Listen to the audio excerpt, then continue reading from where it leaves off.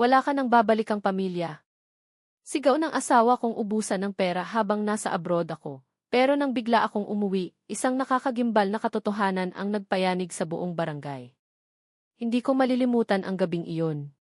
12:00 ng madaling araw sa Riyadh. Katatapos ko lang ng 14 na oras na duty bilang cleaner sa isang malaking ospital. Masakit ang likod ko, nanginginig ang mga kamay ko sa pagod, pero nakangiti pa rin ako habang tinitingnan ang larawan ng asawa kong si Liza at ng anak naming si Mark. Konting tiis na lang, bulong ko sa sarili. 7 taon na akong duty. 7 taon na puro sakripisyo. 7 taon na halos hindi ko nakita ang paglaki ng anak ko. Lahat ng sahod ko ipinapadala ko sa kanila. Wala akong luho. Hindi ako bumibili ng mamahaling gamit. Minsan nga noodles lang kinakain ko para mas malaki ang maipadala ko. Akala ko masaya sila. Akala ko maayos ang buhay nila. Hanggang isang gabi, tumawag ako sa bahay. Hindi sumasagot si Liza. Makalipas ang 1 oras, sinagot niya rin. Pero malamig ang boses niya. Bakit? Mataray niyang tanong. Nagulat ako. May problema ba? Wala. Parang galit ka. Bigla siyang sumigaw. Paano hindi magagalit? Kulang ang padala mo. Parang may bumagsak na bakal sa dibdib ko. Kulang. Lahat ng sahod ko pinapadala ko. Hindi sapat. Liza, halos wala nang natitira sa akin dito. Problema ko ba iyon? Natigilan ako. Hindi iyon ang babaeng pinakasalan ko. Tahimik akong napaupo. Pero mas masakit ang sumunod niyang sinabi. Kung hindi mo kayang buhayin kami, huwag ka nang umuwi. Nanigas ako. Ano? Huwag ka nang umuwi. Wala ka nang babalikang pamilya. Beep. Pinutol niya ang tawag. Hindi ako nakatulog buong gabi. Paulit-ulit kong iniisip. Ano ang nangyari? Bakit nagbago si Liza? Bakit parang may itinatago siya? Kinabukasan, may natanggap akong mensahe mula sa kapitbahay naming si Aling Rosa. Anak, huwag kang magagalit. Pero may dapat kang malaman. Kinabahan ako. Bakit po? Makalipas ang ilang minuto. Nag-send siya ng litrato. At muntik na akong himatayin. Nakita ko si Liza. Nakasakay sa bagong SUV.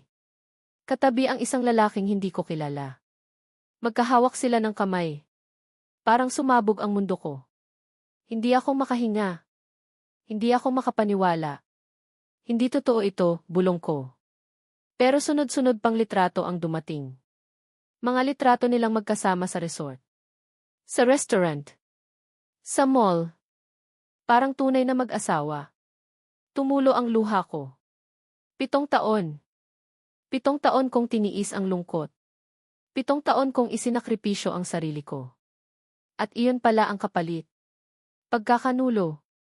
Agad akong nag-file ng emergency leave. Pagdating ko sa Pilipinas, wala akong sinabihan. Gusto kong makita ang katotohanan gamit ang sarili kong mga mata. Pagdating ko sa bahay, nanlamig ang buong katawan ko. May nakaparadang mamahaling AV sa harap. Eksakto sa litrato.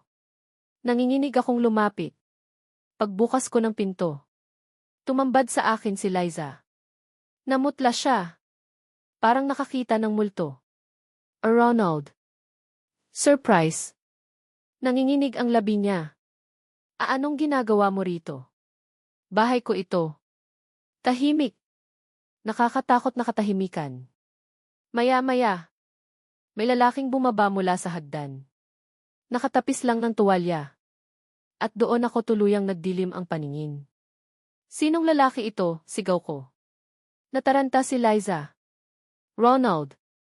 Makinig ka muna. Magpapaliwanag ka pa? Lumabas ang mga kapitbahay. Nagkagulo. Nagsisigawan. Nanginginig sa galit ang buong katawan ko. Pero may nangyari na hindi ko inaasahan. Biglang humarang ang anak kong si Mark. Papa, tama na. Anak. Hindi mo alam ang buong kwento. Natigilan ako. Ano ang ibig mong sabihin? Umiiyak si Mark. Sobrang iyak.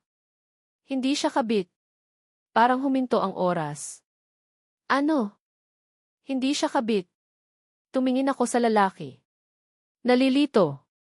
Galit. Naguguluhan. At doon ibinunyag ni Mark ang sikreto. Papa, may cancer si Mama. Pakiramdam ko tumigil ang tibok ng puso ko. Ano? Stage 2 cancer. Nanlambot ang mga tuhod ko. Hindi ako makapaniwala. Bakit hindi niya sinabi? Humagulgol si Liza. Dahil ayokong mag-alala ka. Napaupo ako. Parang nawala ng lakas. Sinong lalaki siya? Umiiyak na sumagot si Liza. Doktor ko. Tahimik ang lahat. Walang nagsalita. Parang natunaw ang galit ko. Pero may isa pang revelasyon. At mas matindi iyon. Humarap ang doktor.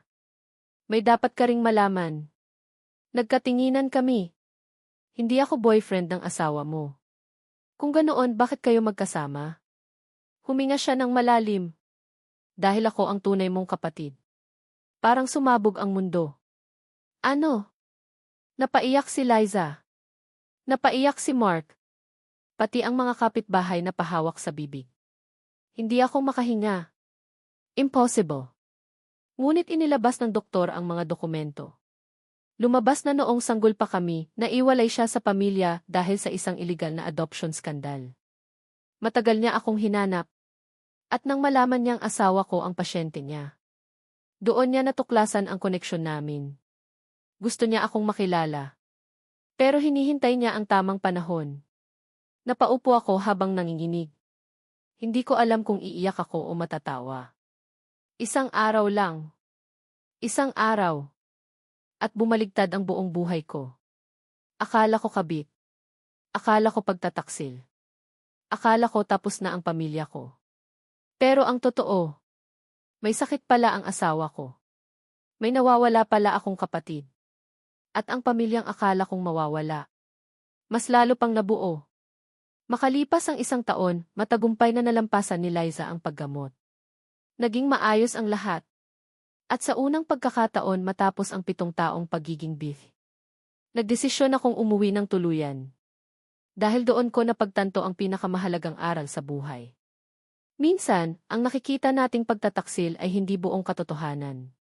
At minsan, ang pinakamalaking sorpresa ay hindi ang pagkawala ng pamilya, kundi ang muling pagkabuo nito sa paraang hindi mo kailanman inasahan.